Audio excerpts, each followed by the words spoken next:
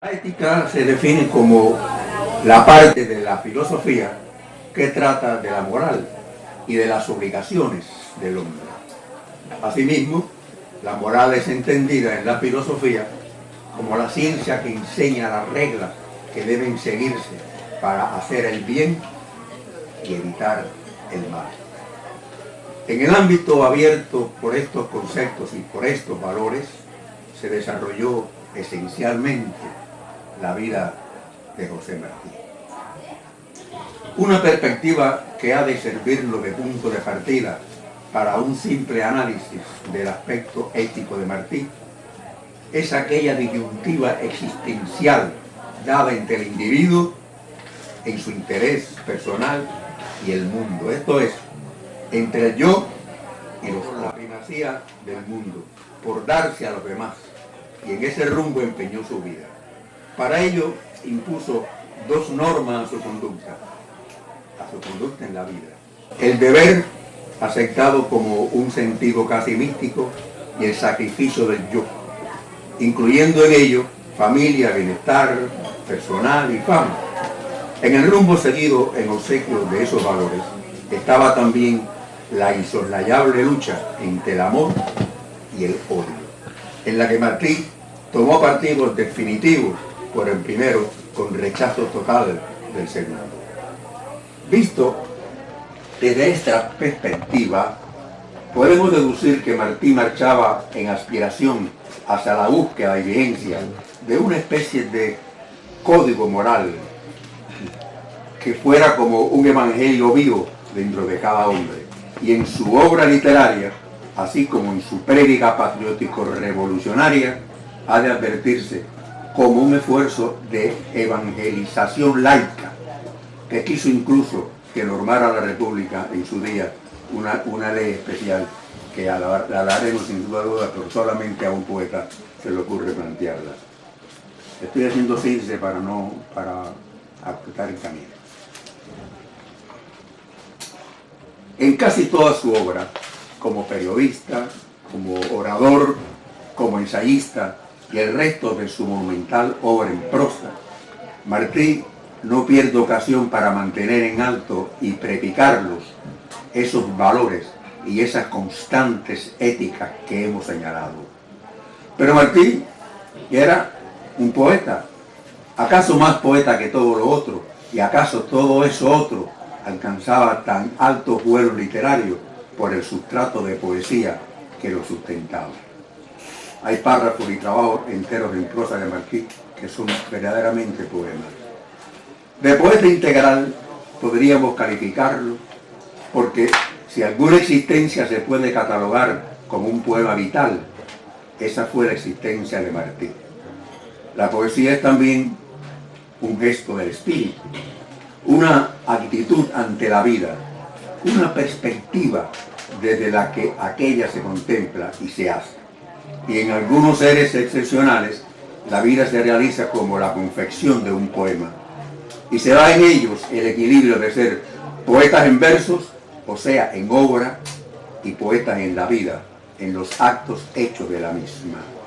Martí, consciente de esto, de este conocimiento de su propio yo, en una carta del 11 de agosto de 1882, escribe a Manuel Mercado, su amigo en México, lo siguiente: como la vida no me ha dado hasta ahora ocasión suficiente para mostrar que soy poeta en actos, tengo miedo de que por ir mis versos a ser conocidos antes que mis acciones, vayan la gente a creer que soy solo, como tantos otros, poeta en versos. Esto sería bueno para indagarlo, ¿verdad? Por eso era también que su poesía era como un fluir natural de su ser, para postular en alas de la belleza esos valores éticos útiles a la redención humana. Sacrificio de yo en alas de los demás y del bien para el mundo. Ese sacrificio de yo para el bien del mundo, como visión redentora que tiene prioridad sobre los problemas personales, lo presenta Martí en esta estrofa: penas. ¿Quién osa decir que tengo yo pena? Luego, Después del rayo y del fuego tendré tiempo de sufrir. Yo sé de un dolor profundo entre las penas sin nombres. La esclavitud de los hombres es la gran pena del mundo. Hay montes y hay que subir los montes altos. Después veremos, alma, quién es quien te me ha puesto al morir. En esa lucha en la que entraña a los pueblos ha de surgir un reivindicador. Indudablemente un reivindicador que opte entre la disyuntiva del amor y el odio por amor hacia la multitud. En esa lucha polarizada, Martí plantea como necesario el surgimiento de un reivindicador, pero movido con la piedad, que es una forma bienhechora del amor en alianza con el bien que se alza en indignación y sacrificio por los demás. La capacidad de síntesis de la poesía condensa todo eso en una estrofa que concluye solo transversamente la referencia cristiana. Cuando el peso de la cruz el hombre morir resuelve, sale a hacer bien, como lo hace baño de luz. En la simbología poética martiana la luz se asocia al amor y al bien, como la sombra al odio y al mal. Y ese baño de luz ha de bastarle como única retribución al que se entrega a una obra de bien más allá de la gratitud o ingratitud probable de los destinatarios de aquella, porque al final el reivindicador de los otros por el bien podrá quedarse solo. Eso lo admite Martí, no con eso que está hablando. Eso lo admite Martí como, por ejemplo, en su poema Yugo y Estrella. Pero además, en esa obra poética, en su poema Yugo y Estrella, presenta la disyuntiva a la que secularmente se ven los hombres enfrentados. De un lado, vivir sumisos, aceptando de los opresores de los pueblos la dádiva de la limosna acomodaticia, y del otro lado, asumir el desafío de la rebeldía contra la opresión y por la libertad del hombre. A todo riesgo, lo hace Martí. Cuando nací sin sol, mi madre dijo, flor de mi seno, oh magno generoso, de mí y de la creación suma y reflejo, ves que en ave, corcel y hombre se tornan, mira estas dos, que con dolor te brindo insignia de la vida, ve y escoge. Este es un yugo. Quien lo acepta, goza, hace de manso buey, como presta servicio a los señores, duerme en paja caliente y tiene rica y ancha vena. Esta, oh misterio que de mí naciste cual la cumbre nació de la montaña, esta que alumbra y mata, es una estrella. Como que riega luz, los pecadores huyen de quien la lleva, y en la vida, cual un monstruo de crímenes cargado, todo el que lleva luz se queda solo. Pero el hombre que al buey sin pena imita, buey torna a ser. Y en apagado bruto, la escala universal de nuevo empieza. El que la estrella sin temor se ciñe como que crea, crece. Cuando al mundo de su copa el licor vació ya el vivo, cuando para manjar de la sangrienta fiesta humana sacó contento y grave su propio corazón, cuando a los vientos de norte y sur vertió su voz sagrada, la estrella, como un manto en luz lo envuelve, se enciende como a fiesta el aire claro, y el vivo que a vivir no tuvo miedo, se oye que un paso más sube en la sombra. Dame el yugo, oh mi madre, de manera que puesto en él de pie, luzca en mi frente mejor la estrella que ilumina y mata.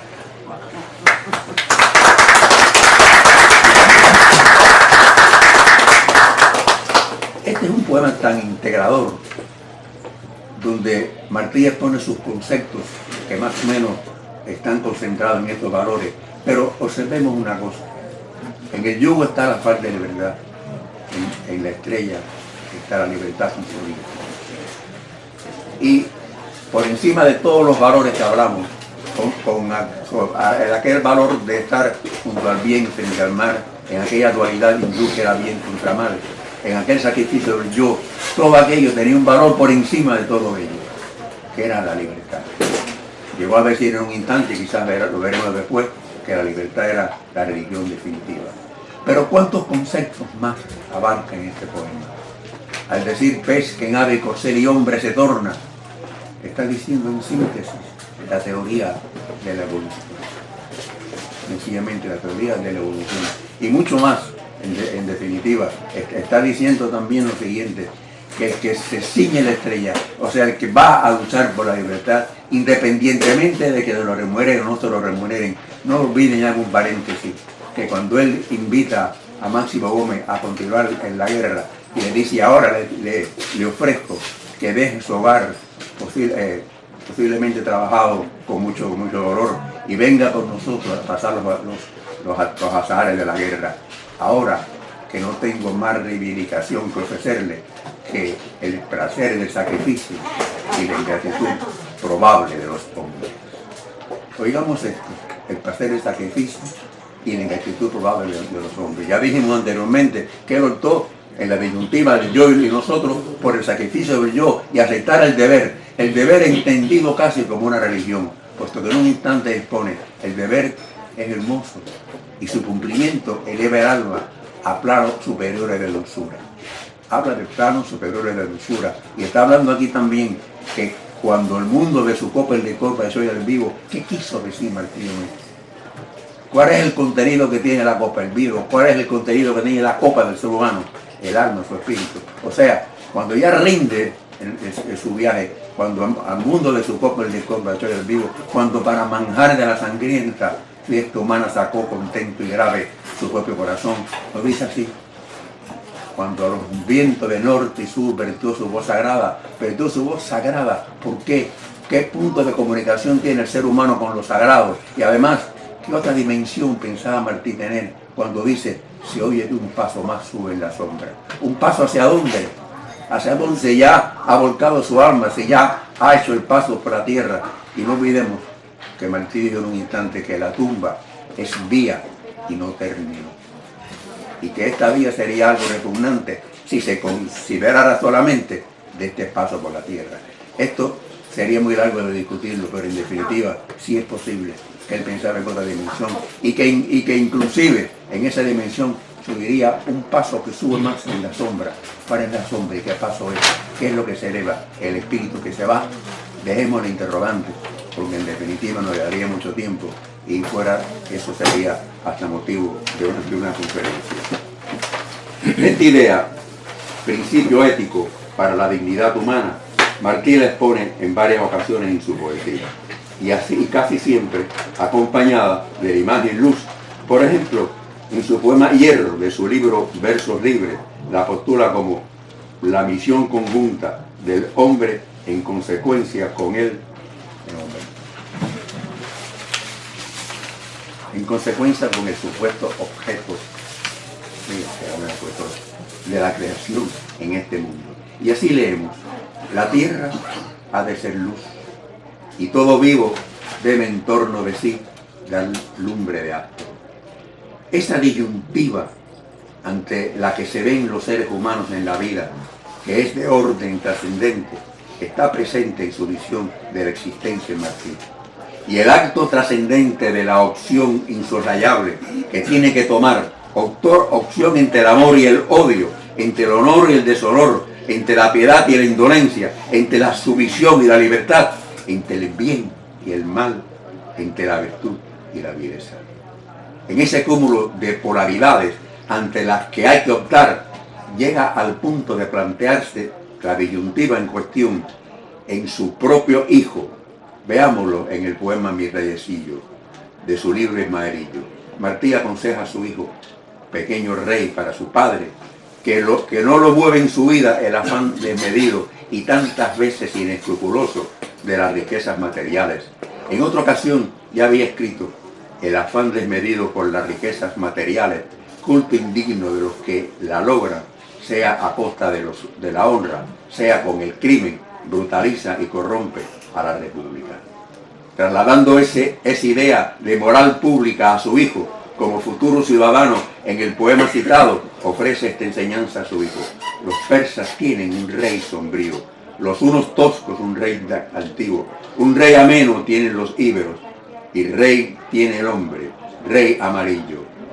Mal van los hombres por esa vía, mal van los hombres con su dominio. Y concluye con esta tierna pero dura opción que es a la vez un ultimátum moral. Lealtad te juro, mi reyecillo, sea mi espalda pavés de mi hijo, pasa en mis hombros el mar sombrío, muera al ponerte yo en tierra vivo. Mas si amar piensas, el amarillo rey de los hombres, muere conmigo. Vivir impuro, no vivas, hijo. También en este poema suyo, al hijo mismo que dice, bien estará en la pintura, bien estará en la pintura el hijo que amo y bendigo, mejor en la ceja oscura, cara a cara el enemigo. Es rubio, es fuerte, es garzón de nobleza natural, hijo por la luz natal, hijo por el pabellón. Vamos pues, digo viril, vamos los dos. Si yo muero, me besas. Si tú, prefiero verte muerto a verte vivo. El arte es para Martí, la poesía en especial lo era, además de realización estética en su pura función, un vehículo que sirve al bien y a la obra de superación del hombre y del mundo, ante lo que la poesía entra también en una escala de valores.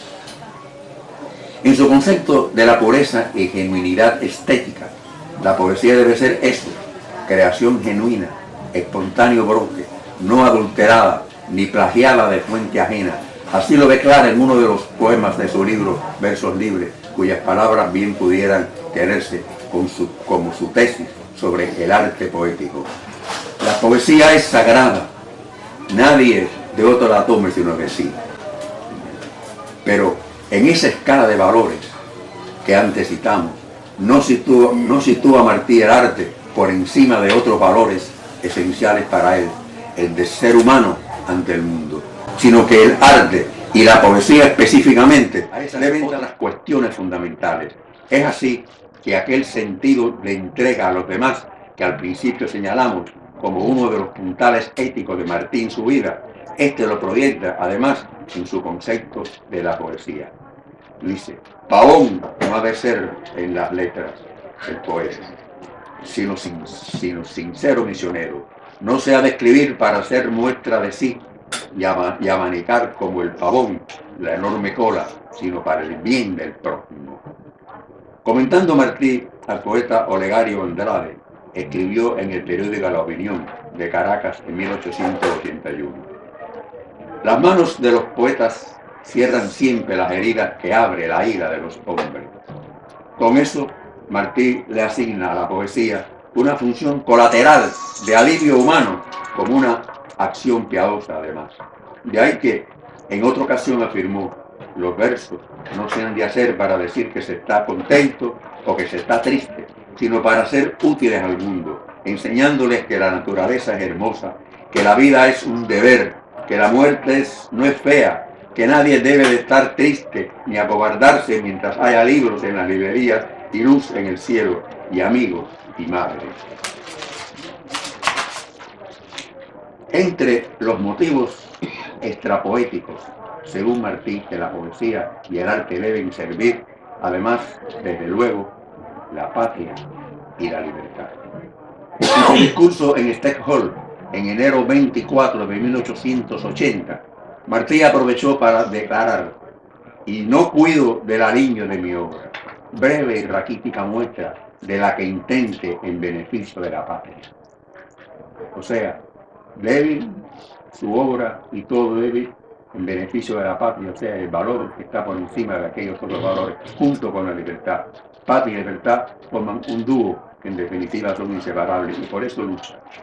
Convencido Martí de que el arte, la literatura, la poesía tenían otras muchas funciones, mejor diríamos misiones, además del hecho estético, o sea, de la simple creación de belleza como compromiso estético, sino que el arte y la poesía tienen otro compromiso con la vida y sirven objetivamente también a otros fines, por lo que afirmó que la literatura es capaz de reflejar tanto o mejor la historia de los pueblos que los mismos historiadores. En el formidable ensayo que Martí hace sobre la poesía del gran poeta norteamericano Walt Whitman, escribe al respecto: cada estado social trae su expresión a la literatura, de tal modo que por las diversas fases de ella pudiera contarse la historia de los pueblos con más verdad que por sus cronicones y sus décadas. Pues de acuerdo con esto, Martí le está adjudicando a la literatura, al escritor, al poeta, la trascendente honestidad de servir a la veracidad de la historia. Si algún valor sitúa a Martí por encima de todo otro, ese era la libertad, como hemos dicho. La libertad extrema, que en otras palabras expresó que cuando se trataba de la libertad habría que echar todo al fuego hasta el arte para avivar la hoguera. A veces parece como si se dirigiera a la libertad como a una entidad mística, una especie de religión sin altares. En el antes citado ensayo sobre Whitman, Martí se pronuncia en este sentido: creíais la religión perdida porque estaba mudando de forma sobre nuestra cabeza. Levantaos, porque vosotros sois los sacerdotes. La libertad es la religión definitiva. Repito, la libertad es la religión definitiva. Y la poesía de la libertad, el culto nuevo. Ella aquieta y hermosea lo presente, deduce e ilumina lo futuro y explica el propósito inefable y seductor de la bondad del universo. En tal convencimiento, entre otros encargos, egocéticos de ese valor superior, asigna al poeta el de luchar con el arma del poema por la libertad, y dice: lo que ha de hacer el poeta de ahora es aconsejar que los hombres se quieran bien y pinten todo lo hermoso del mundo, y castigar con la poesía como un látigo a los que quieren robarle a los pueblos su libertad. Por todo lo expuesto es que Martí proclamó la utilidad de la poesía. ¿Quién es el ignorante, escribió en su ensayo sobre Whitman, que mantiene que la poesía no es indispensable a los pueblos? Hay gentes de tan corta vista mental que creen que toda la fruta se acaba en la cáscara. La poesía que congrega y disgrega, que fortifica o angustia, que apuntala o derriba las almas, que da o quita a los hombres la fe y el aliento, es más necesaria a los pueblos que la industria misma, porque ésta les proporciona el modo de subsistir, mientras aquella les da el deseo y la fuerza de la vida.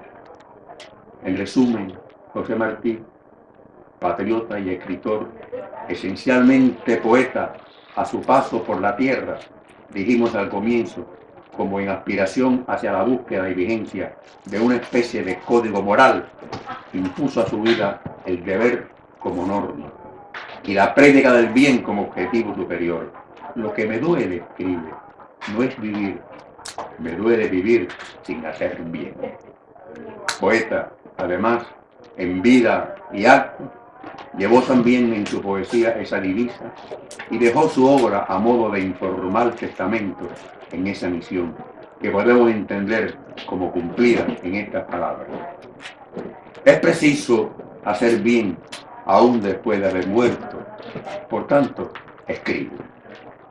Y este hombre, que en esta primera parte hemos buscado sus valores esenciales, sus puntos éticos, y para demostrar cómo fueron constantes de su vida y cómo vivió al ritmo de esos conceptos, hasta en su poesía lo proyecta. Y en definitiva, cuando él, hicimos referencia anteriormente a las cartas que él tiene con Mercado, en que le dice que por ir su verso esperante temía que fuera conocido como poeta en verso como tantos otros y no como poeta en vida. ¿Y qué querría decir eso?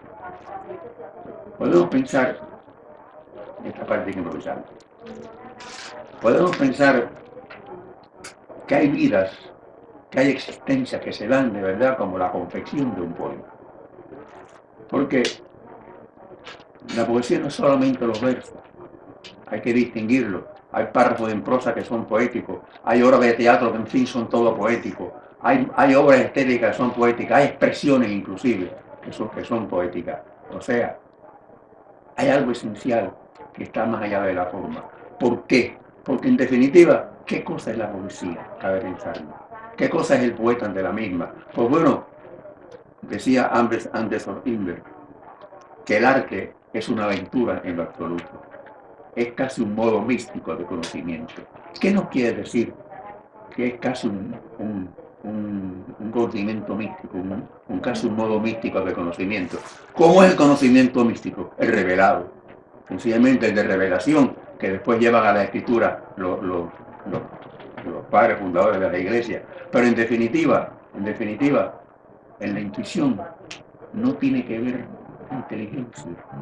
Entre los pasos del quehacer humano, diríamos por la elocución de su obra, hay un instante que es anterior a la inteligencia, que es cuando el foquito se enciende, y ahí es la creación. No es la inteligencia, en un segundo plano la inteligencia tratará de organizar en líneas lógicas el mensaje informe y superior que lanza la intuición. De ahí en la poesía, de la intuición misma. O sea, es casi, como decía Anderson Ingber, un modo místico de conocimiento. Y claro, desde luego, asignó también al poeta, al escritor, al artista, es un gigante, un semidios de Oriente en su soledad, y vuelve a la soledad, sin duda alguna. O sea, ¿cómo es factible pensar que una persona tiene una actitud poética en vida? Pues bueno, decía Anderson Ingber que hay dos formas de acercarse a la poesía, que una es sencillamente entendiéndola por su contenido y otra entendiéndola por su forma. Entendiéndola por su contenido están todas aquellas connotaciones que tenemos los seres humanos, las alegrías, tristezas, conceptos filosóficos, actitud de la vida, recreación, todo aquello. Si la consideramos solamente por la forma, serán las elucubraciones muy hermosas del juego de las palabras. Martí pensó sencillamente que esta era la forma, que tuviera en la poesía el contenido de los tantos contenidos que tiene la existencia. Por eso, repito, le dijo en la carta al mercado, que no quiero que piensen que soy como tantos otros poetas en verso. Pero, ¿cuánta actitud poética tiene que haber habido en Martí? Por ejemplo, se cuenta que él entró en Cuba clandestinamente, falsificó un documento. Él se llamaba José Julián Martín Pérez, y el documento era Julián Pérez. Se cuenta que alguien le preguntó, ¿y por qué usas ese nombre? Y él dijo, bueno, para no mentir todo. Otra cosa también inconcebible, de que Martí concibiera una guerra sin odio. ¿Cómo es posible? Si a matar a los demás y a la guerra se van con mucho odio. ¿Por qué concibió un mundo distinto? ¿Por qué concibió, aparte de su sentido práctico, por qué concibió otro sentido de la vida? Fernández de la Vega define a Martí en la línea idealista, pero un idealista práctico. Vean la confusión que plantea. Es un idealista por cuanto lo que conlleva el idealismo como tal, pero un práctico porque en definitiva tenía que afrontar cosas prácticas, y esa simbiosis rara se daba en José Martí. También pensemos en lo siguiente: cuando, aparte de llamar a los cubanos a la guerra, piensa en la paz futura, ¿qué es lo que está diciendo? Porque para la República futura había que, si le tuvieran un bien que estaba por encima de todo lo demás, ¿verdad? Él escogería esto. Yo quiero que la ley primera de la República sea el culto de los cubanos a la dignidad plena del hombre. ¿A quién se le ocurre en una ley fundamental, comprende, plantear el culto de los cubanos? Porque culto es religión, sin duda. O sea, una norma que sea por encima de todo, constitucional o por encima de ello, sencillamente tendría que tener un concepto distinto. Incluso en su añoranza, en sus elucubraciones, en sus ilusiones, dice en una carta que escribe un sudamericano, le dice, vea con nombre de cuando muere en nuestros campos de batalla un guerrero de la libertad, lo hace por el bien mayor del hombre, por el triunfo de la república moral en América. ¿Qué quiso decir con esto? ¿Cómo podía entenderse? Pero en definitiva, como que La poesía funciona por la intuición, toca cosas y aspectos que no son de la inteligencia. Muchas veces a Martí no se le entendía. Y yo recuerdo un relato de dos cubanos que estaban en Tampa en aquel tiempo cuando Martí se unieron a la guerra, que contaron después, nosotros no lo entendíamos, pero sin embargo estábamos dispuestos a morir por él. ¿Qué magnetismo tendría aquel individuo? ¿Verdad? ¿Qué concepto tendría que haría pensar en cosas o sentir cosas más allá del pensamiento? ¿Verdad? Ese es el talento. El talento no tiene que ver con la inteligencia. El talento es el emisor, es la chispa que crea. La inteligencia después ordena las cosas o las desordena, si se quiere. Pero él no. Él mantuvo una actitud en la vida coherentemente como un poeta en vida. Por eso cuando él muere, que Rubén Darío se entera de la noticia, le dice, pero oh, maestro, ¿qué has hecho? Los que te queremos, te reprochamos que entregaras tu vida útil en la que tanto esperaba la juventud hispanoamericana. A esta pregunta, pero oh, maestro, ¿qué has hecho? Cuando mueren dos ríos, podemos responderle, hizo el último verso del poema. Claro, y Puerto Rico, comprende, pero realmente él tenía el gran temor de que vio a tantos líderes revolucionarios y caudillos que después se convirtieron en dictadores. Y esto lo advirtió como me estoy yendo de la sala. Esto lo advirtió en esta frase que él dijo, una revolución es necesaria todavía. La que no haga presidente a su caudillo. La revolución contra las revoluciones, el levantamiento de todos los hombres, una vez pacíficos, para que ni ellos ni nadie vuelvan a hacerlo jamás. O sea, con todo eso luchó, encontró que los caudillos habían sido después sencillamente dictadores, y por eso pensó una ley superior, ¿verdad?, que unara a todos los individuos con un concepto casi místico para respetar. Si no, no se puede concebir que lo hiciera, porque entonces lo de liberal y práctico que es postulado como buena definición de Fernández de la Vega no funcionaría. Sí, tenía un practicismo y a veces un idealismo, cosa muy difícil de entender, pero luego, yo lo entiendo más, pero así lo expongo, y sencillamente se planteó aquello y vio muchas cosas más, a ver, desencantos, cómo va el sentido de desengaño, el que tuvo Simón Bolívar. Aquel admiraba, sin duda, cuando dijo que había que ver a Bolívar como tuvo un padre, y solamente se podía hablar de ello sobre una montaña y con un haz de pueblo en la mano. Y sin embargo, el final de Bolívar que fue, ya fue en el momento aquello en que dijo, los que hemos hecho revolución en América, hemos arado en el mar. Hispanoamérica es ingobernable por nosotros y caerá inevitablemente en la mano de las multitudes desenfrenadas para caer después en manos de tiranos y tiranuelos de todas clases y clases. Aquí lo único que hay que hacer es emigrar. Que Simón Bolívar dijera eso, que tanto miró Martí. Por eso se cuenta, y aquí también un gesto de su vida poética, de la vida del poema en obra.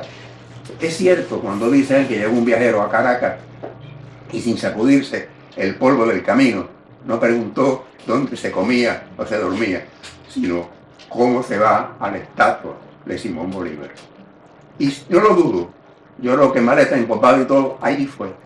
Porque hay un poema de él, El sueño con claustros de mármol, en que en definitiva parece el diálogo, cuando él le dice a los seres de mármol, dime mármol dormido, que ya se ha muerto tu raza. Y los seres aquellos lo cogen y lo castigan. ¿Por qué? Si se había muerto aquella raza, aquel desencanto de aburrido donde iba a ser. Pero él no se quedó ahí.